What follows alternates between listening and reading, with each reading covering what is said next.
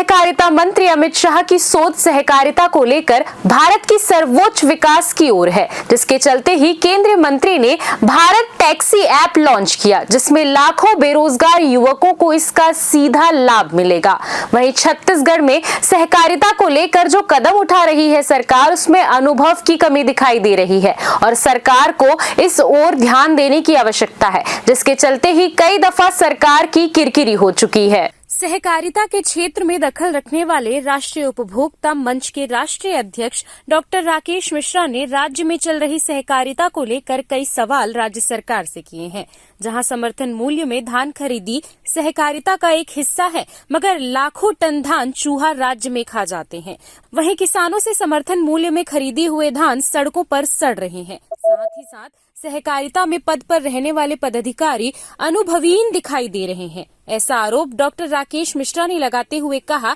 कि इस ओर राज्य सरकार को ध्यान देने की आवश्यकता है। देखिए, बहुत बड़ी बात है और अब यहीं पर आपके प्रश्न का एक उत्तर भी है और इसी प्रश्न में ही छिपा है कि एक तरफ तो आप अमित शाह जी की कार्यशैली के बारे में आप बता रहे हैं कि भाई नक्सली समस्या को समाधान करने के लिए वो किस तरीके से नहा धोकर उतरे। वहीं दूसरी ओर उन्होंने सहकारिता मंत्रालय जब से उनके हाथ में आया है, उन्होंने एक भारत टैक्सी का ऐप भी लॉन्च करना था और कर दिया, जिससे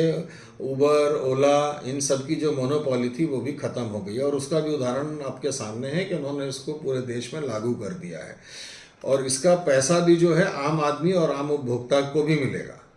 वहीं दूसरी ओर जो सहकारिता में जो लोगों का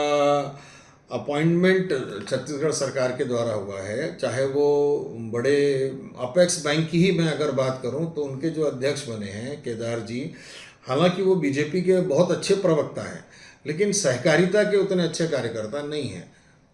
उनको अभी ट्रेनिंग लेने की ज़रूरत है और उनको काम करने की ज़रूरत है। तो सरकार के लोगों को भी ये चीज़ की पहचान होनी चाहिए कि कौन सहकारिता का ज़्यादा अच्छा कार्य करता है और कैसे काम कर सकता है। जहाँ तक आपने कहा चूहा खाने वाली बात, तो अभी मैं आपको बता सकता हूँ कि अंबिकापुर से प्रतापपुर रोड पे करीब करोड़ों रुपए का धान रोड पे सड़ रहा है और जिसकी कोई मतलब रख रखाव की जानकारी नहीं है, कितना धान नुकसान हो गया उसकी जानकारी नहीं है। अब सरकार ने भी धान को पूरा खरीदना आवश्यक था और इसको बीच में बंद करने का निर्णय सरकार का जो आया है, ये भी दुर्भाग्यजनक है और इस तरह के निर्णय को हम दुर्भाग्यजनक निर्णय ही कहेंगे और इससे सरकार को नुकसान होगा। अब तीसरी बात ये कि भी धान में अचानक लाखों टन धान अगर कम होता है और करोड़ों रुपए का धान गायब हो जाता है और फिर गैर जिम्मेदाराना बयान आता है कि हाँ चूहा खा गया, तो ये भी शर्मनाक विषय है और उनकी बुद्धि के बारे में हम क्या कहेंगे। उनको जो